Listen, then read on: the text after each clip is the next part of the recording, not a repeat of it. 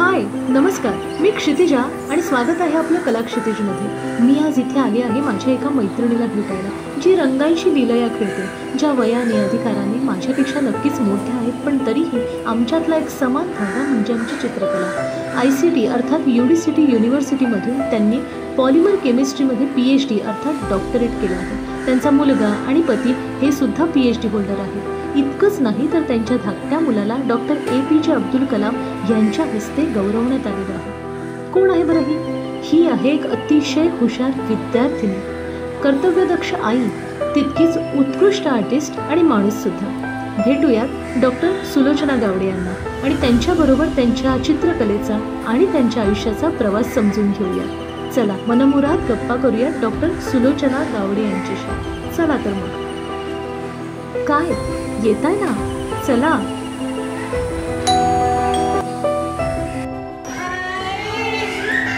काय झालं, कशी काय? चला चला. सुलोचना मावशींच्या घरात माझं स्वागत इतकं प्रेमाने झालं. खरंच एक उत्कृष्ट गृहिणी, एक हुशार डॉक्टर आणि तिचा हा चित्रकारितेचा बहुरंगी प्रवास तिच्यासोबतच जाणून घेण्यासाठी हा व्हिडिओ शेवटपर्यंत नक्की पहा.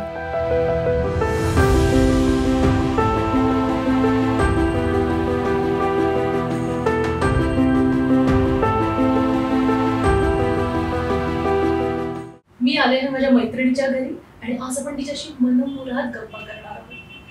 डॉक्टर सुलोचना गावडे. येस, नमस्कार. नमस्कार. माझी खूप खूप स्वागत करा. थँक्यू. मुळात तुमचं पॉलिमर केमिस्ट्रीमध्ये शिक्षण झालेलं आहे. चित्रकलेचं असं पर्टिक्युलर असं काही शिक्षण असं झालेलं नाहीये पूर्ण, पण तुम्ही इतकी सुंदर पेंटिंग्स करता. तर ही चित्रकला तुमच्या आयुष्यात कुठून आली आणि केव्हापासून सुरुवात झाली त्याची? माझं कॉलेज डेज पासून. ओके, स्कूल डेजला ऑफकोर्स आम्हाला एवढं माहिती नव्हतं कोणी ट्रेन करायला. आणि महत्वाचं म्हणजे मला हे आवडतं असूनही स्कूल नंतर आफ्टर 11th and 12th कोणी मला सांगितलं नाही की आर्ट कॉलेजमध्ये जायला पाहिजे. एक असं लेबल होतं, डॉक्टर नाही तर म्हणजे डॉक्टर आणि म्हणजे आणखी काही ऑप्शन नाही. मग आमचं ते लोकल एक अतुल फाईन आर्ट्स म्हणून अकॅडमी होते, तिकडे was one of his first students. तिकडे मी आठवड्यातून 3 दिवस जायचं आणि पेन्सिल स्केच पासून चालू केलं. इनफॅक्ट तेव्हा त्याने इव्हन लाईव्ह स्केचेस आम्हाला शिकवलं होतं. म्हणजे मॉडेल बसायचे आमच्या समोर आणि ते आम्ही ड्रॉइंग फंडामेंटल्स पासून एव्हरीथिंग इज डन. आणि ते ऑल स्टेप्स म्हणजे charcoal painting, oil painting, oil pastels, water colours सगळे. तुम्ही किती वर्ष शिकलात तिथे? मी तिकडे ना आय थिंक 5-6 वर्ष शिकले असेल. स्टडीज 11th 12th आणि ग्रॅज्युएशन पर्यंत. पोस्ट ग्रॅज्युएशनला मला एवढा वेळ नव्हता. मी PhD करत होती युनिव्हर्सिटी मध्ये. But all the credit goes to my sir who has identified my potential. नाहीतर अतुल सर मुळेच मी आज जे आहे ना त्यांच्यामुळे. पण मग ग्रॅज्युएशन झालं, तुम्ही जॉब करायला लागलात. नाही, किती वर्ष जॉब करत होतो म्हणजे ग्रॅज्युएशन झाल्याबरोबर माझं लग्न झालं आणि लगेच नाही मी जॉबला पण लागली होती. आणि जॉब मी अराउंड 15-16 वर्ष मी करतो जॉब केला. पण तेव्हा अजिबात मला वेळ नव्हतं काय पेंटिंग करायला. म्हणजे पूर्ण टच सुटलं होतं कारण माझं लग्न झालं, मुलं झाले आणि रेस्पॉन्सिबिलिटीज, प्रायोरिटीज वर डिफरंट राईट. तर त्याच्यामुळे मला अजिबातच वेळ नव्हतं काही करायला. मग नंतर my husband decided to go to Nigeria आणि मी जॉईन नाही केलं होतं त्यांना, नंतर मी केली because I didn't want the family to be separate. We wanted it to be together. तिकडे जाऊन पहिलं 4 महिने तिकडे होते. नंतर परत इकडे आले because I lost my father in the process and my mother was alone. तर मी 1 वर्ष परत मी जॉब करायला लागली. But again like I said family separate राहू शकत नाही, आपण एकत्र राहणं महत्वाचं. देन आय वेंट बॅक आणि नायजेरियामध्ये initial days was so depressing.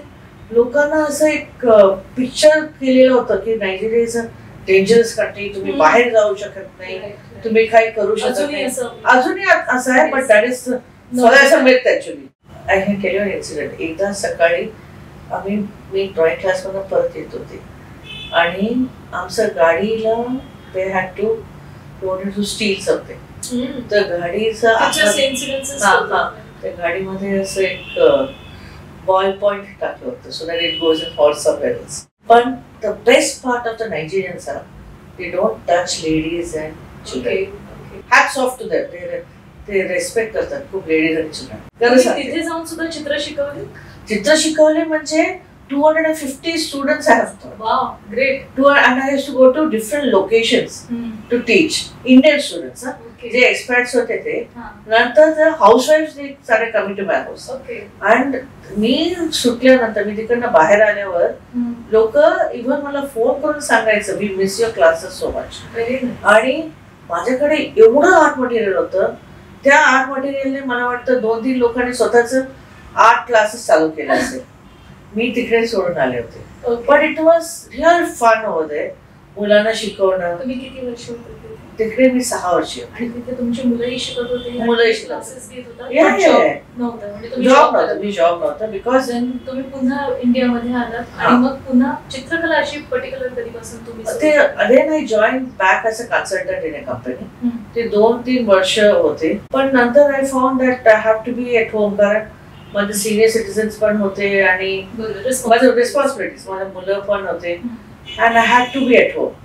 आणि महत्वाचं म्हणजे मी घरी बसल्यावर ना ते लोकांचं असं हे होतं रे PhD किया युनिव्हर्सिटी से घर पे बैठा है कुछ नहीं कर रहा है. म्हणजे that was adding to your depression whatever it is guiltiness हे काय आहे. बट असं झालंय की शिकलं तर जॉब करणं मॅन्डेटरी आहे. आणि एवढ्या मोठ्या इन्स्टिट्यूट मधनं खेळून घरी बसणं कशाला घरी बसली आहे. पण then I started tuitions like on science and maths. International students तर हल्ली केलं पोस्ट कोविड. ओके. पण तेव्हा तर मी ऑफलाईन असं क्लासेस करत होते. आणि त्याच्यानंतर कन्सल्टंट म्हणून होती. त्याच्यानंतर मी मला नोकरी सोडावं लागलं बिकॉज कन्सल्टेशनचा जॉब पण माझं 9 to 5 जॉब होते. ओके. तर कारण घरी माझं मुलं आणि सिनियर सिटीजन्स होते. ओके. तर तुमचा मुलगा आणि माझा मुलगा he had done exceptionally well in the field of computers. Okay. आम्हाला इव्हन डॉक्टर APJ अब्दुल कलामने बोलवलं होतं at the Rashtrapati Bhavan. Very much felicitated in front of him. That was a lifetime dream of mine. मला असं वाटतं त्याच्या पलीकडे मला काहीच नाही. I don't know. I am very proud. I am a proud mother. I am very proud. Both kids are like very. या माझा मोठा मुलगा पण he has done his MTech from Udacity, which is a premium institute. And then you have to select की तुमचं career, माझं career आणि मुलांचं करियर. Of course. तर मी I felt the kids are better. आणि आजच्या दिवसात I don't regret that I left my job. But जेव्हा मुलं मोठी होतात त्यावेळी मग त्यांच्या कामाला लागल्यावर ते झालं. त्याच्यानंतर काय झालं माझं सिनियर सिटीजन माझे सासूबाई एक्सपायर झाले आणि मुलं त्यांचं डायरेक्शन मध्ये ते गेले. मग इट वॉज टोटल व्हॅक्युम. आणि त्यातून Covid was the one which again टूक माय टोल. आणि एवढं डिप्रेशन होतं ना का विचारच होईल. Like it was every day would sit and cry. कशाला रडते मला माहिती नाही. इव्हन माझं सराकडे जाऊन मी रडायची. But that was lot of depression because loneliness had overcome. नंतर फुल फ्लेश मी पेंटिंग करायला लागले. आणि that was a time I discovered my own way of painting. आता जे काही मी करते with the palette knife, maybe some people might find it ugly, but I feel that is what I want to do. आणि मी ते करेपर्यंत मला satisfaction नाही. आणि I really feel proud of the people who have made the Indian temples. आणि त्यावेळेला म्हणजे years ago जेव्हा त्यांच्याकडे कॉम्प्युटर नव्हते, काही नव्हतं, such fine work they have done, fine architecture. तर का नाही मी माझं दृष्टीने माझ्या कलेने the same thing I'm trying to reproduce. Of course I'm not doing anything as good as them, but the joy which I get, that you want to replicate. चित्रकला म्हणजे तुम्हाला पूर्णपणे तुमच्या त्या सगळ्या डिप्रेशन मधून बाहेर. yes definitely. yes depression definitely. मी सांगते ना लोक डिप्रेशन साठी they go for काय मेडिसिन्स घ्यायला जातात. आय डोंट थिंक मी डॉक्टरांना व्हिजिट केली. मी सांगते मी माझ्या सरांसमोर एकदा बसून रडले येत होते आणि त्याने मला सांगितलं कशाला रडते, you got so much of talent in your hand. आणि आता when I look back throughout the day ते 24 तासात ना मी 4 तास माझं पेंटिंग साठी कसं काढायचं ना हेच मी कॅल्क्युलेट करत असते. सकाळी उठल्यापासून, कारण तुम्ही क्लासेस घेता. क्लास, माझं क्लासेस असतं. आता मी ऑनलाईन पण ट्युशन्स घेते कारण international स्टुडंट्सला post Covid.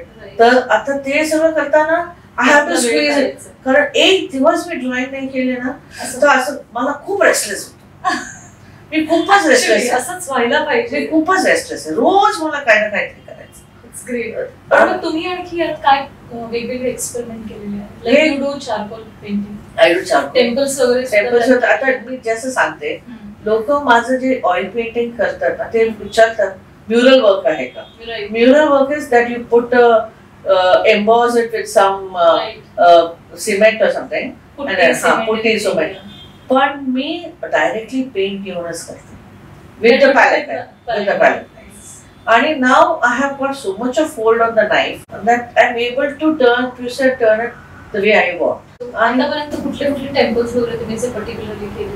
Modern temple mostly ना मी जैन टेम्पल्स करते, पण माहिती नाही कशाला, but I like it. I like the architecture. And Mahavir करते, महावीर पण केलेलं आहे. And there is lot of peace in drawing Buddha and Mahavir. ज्यावेळी तुमच्या चित्रकलेच्या आत तो पीस असेल ना, ती शांती असेल, तर ती कॅनव्हास ऑटोमॅटिकली. आणि बुद्ध ड्रॉइंग करणं म्हणजे I don't no somehow lot of piece. The eyes, the nose, the lips, ते स्माइल ना, ते स्माइल झाले ना माय मेस्मरायझिंग. आणि जे काय त्याचे केस, may be the hair, you know, the curls are different in different Buddhas. Different stories about it, right?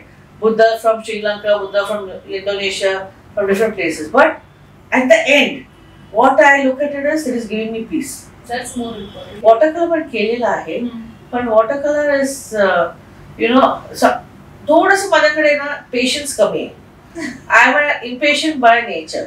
So watercolors मध्ये suppose I make a mistake, I cannot redo it. It's the same time when you're saying की impatient, मला वाटतं art हे माणसाला खूप patient बनवतं. आणि तुम्ही जे पेंटिंग्स केले त्याला भरपूर वेळ लागतो करायला. हो, ते झालं. पेशन्स नाही हे तर ऑब्व्हियसली शक्य नाही. It takes lot of time to complete a single painting. तरी तुम्ही जेव्हा टेम्पल करता, कारण ऑइल कलर सुकायला सुद्धा वेळ लागतो. पण त्याच्यावर लेअरिंग केलेलं असतं. It takes around 6 months, 6 to 8 months. Because you do little part every day. But I feel, you know, every day the outcome. Suppose I recently made that Madeira temple, you know. The stone, the first stone when I did it, I knew my painting would be good. Okay. The first stone, I knew the 3-dimensional effect जे आलाय त्याचं खूप छान आलंय. Paintings तुम्ही आणखी कुठे कुठे एक्झिबिट केलेले आहेत? माझे एक्झिबिशन्स दुबईमध्ये झालेले, दुबई वर्ल्ड आर्ट फेअर मध्ये होतं आणि श्रीलंकामध्ये पण होतं. आणि माझे पेंटिंग्स इव्हन US ला गेलेले. माझे मित्रमैत्रिणी सगळ्यांनी कॅलिफोर्निया, न्यूयॉर्क सगळीकडे माझे पेंटिंग्स आहेत. ओके. आणि even there was a Europe tour मध्ये पॅरिस मध्ये माझे पेंटिंग्स 3 पेंटिंग एक्झिबिट झालेले. ओके. आणि ऍज सच इन इंडिया जहांगीरमध्ये माझे 2 पेंटिंग झालं, 2 एक्झिबिशन्स होते.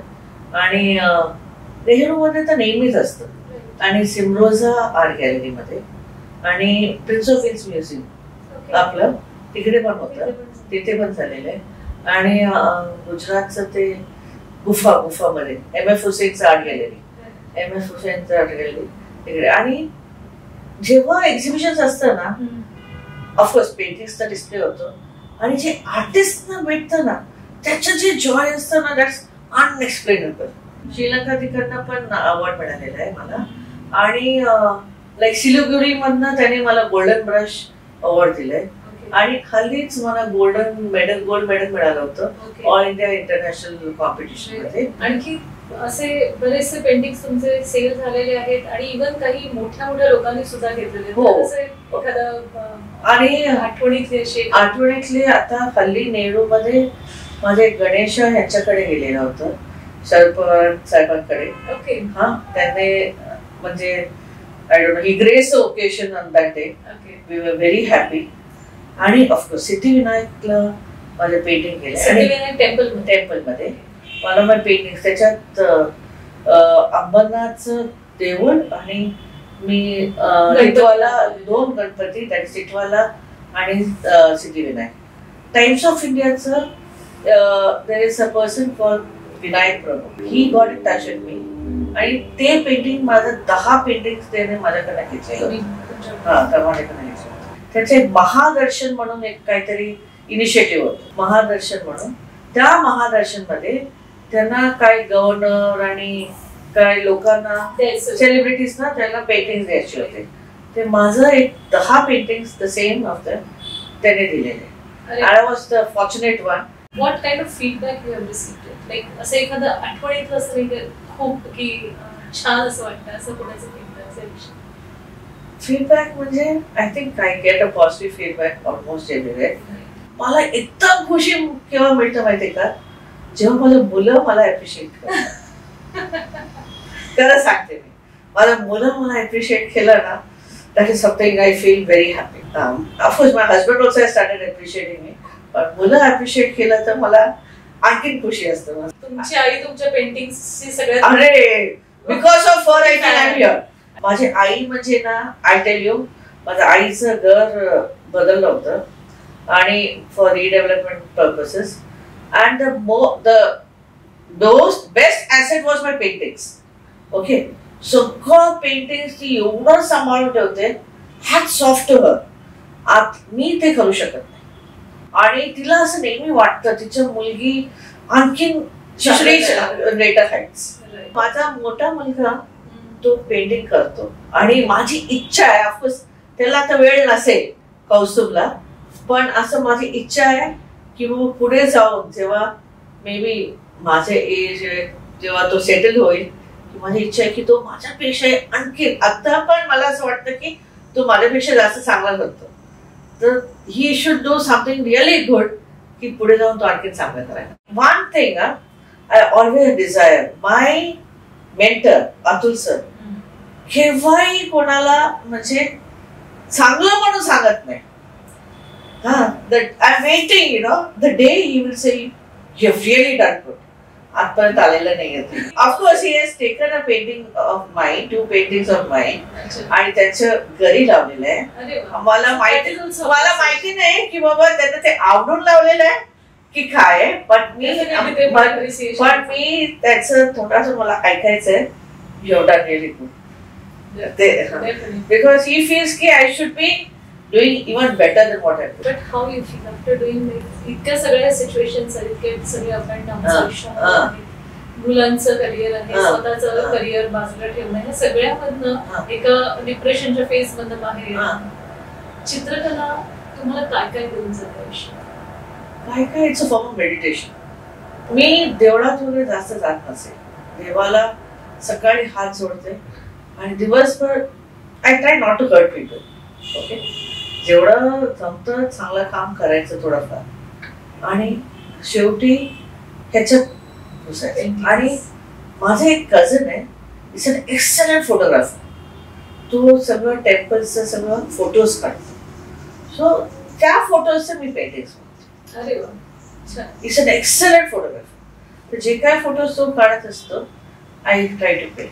कारण मी दुसऱ्याच्या पेंटिंगचं कॉपी वर्क तर करत नाही.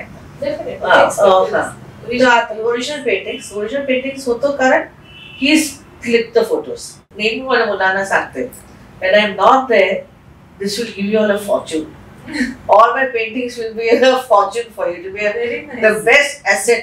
ते जे काय आहे ना केव्हा तरी. आणि माझं ड्रीम आहे एखादं पेंटिंग माझं कुठच्या तरी म्युझियम मध्ये लागायला पाहिजे. पण एक डॉक्टरेट म्हणून ओळखलं जाणं की एक आर्टिस्ट म्हणून ओळखलं जाणं हे काय जास्त सगळ्यात चांगलं वाटतं? आर्टिस्ट.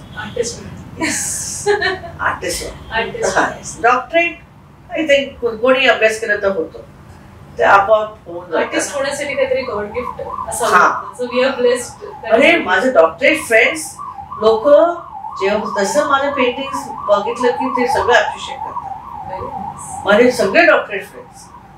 तर का नाही माहिती म्हणजे असं एक पूर्ण लाईफ जर्नी कशी असते एखाद्या माणसाची. म्हणजे इतका अभ्यास करतो, सगळ्यांना वाटतं लाईफ किती छान असेल, पण त्यानंतर पण प्रत्येकाच्या आयुष्यात अप अँड डाऊन. आणि हे माझं डिटर्मिनेशन होतं. जर मी नाही केलं असतं ना I would have been lost. Right. आणि हेच माझं मनात राहिलं असतं, रे मी एवढं शिकलेले मी काही केलं नाही. खूप छान. मावशी तुमच्याशी गप्पा करून खरंच खूप मजा वाटली. एकतर एक वेगळ्या पॅटर्न मध्ये पॅलेट नाईफ बरोबर जे तुम्ही एक्सपेरिमेंट केलेलं आहे ते बघायला मिळाले आणि तुमच्या पूर्ण लाईफ स्टोरी ज्यांना खरंच खूप शिकण्यासारखं आहे. खरं तर शिक्षण घेणं आणि एखादं चांगलं प्रोफेशन मध्ये असणं म्हणजेच सगळं नाही, तर त्या पलीकडे माणसाने कुठल्या ना कुठल्या माध्यमातून, जसं तुम्ही चित्रकलेच्या माध्यमातून घेतलं तसं प्रत्येकाने कुठल्या ना कुठल्या माध्यमातून स्वतःचा आत्मशोध घेणं गरजेचं आहे. आणि पुढच्या वाटचालीसाठी तुम्हाला खूप खूप शुभेच्छा. Thank you so much. तुमच्या इतक्या बिझी शेड्यूल मधनं वेळ काढून आमच्याशी गप्पा मारल्याबद्दल खूप खूप धन्यवाद. थँक्यू. आपल्या भारतीय संस्कृतीमध्ये स्त्रीला गृहलक्ष्मी म्हटलं जातं. एक सुशिक्षित सुज्ञ स्त्री ही स्वतःचा, स्वतःच्या कुटुंबाचा आणि त्या माध्यमातून समाजाचा सुद्धा आधार असते. आपल्या आयुष्यातल्या सर्व चढउतारांना स्वतःच्या शारीरिक मानसिक मर्यादांवर मात करत समर्थपणे सामोरं जात चित्रकलेच्या माध्यमातून स्वतःचा नव्याने शोध घेत आपल्या पॅशनला मूर्तिमंतपणे जगणाऱ्या डॉक्टर सुलोचना गावडे या तुमच्या माझ्या प्रत्येकासाठीच प्रेरणास्थान आहेत, नाही का?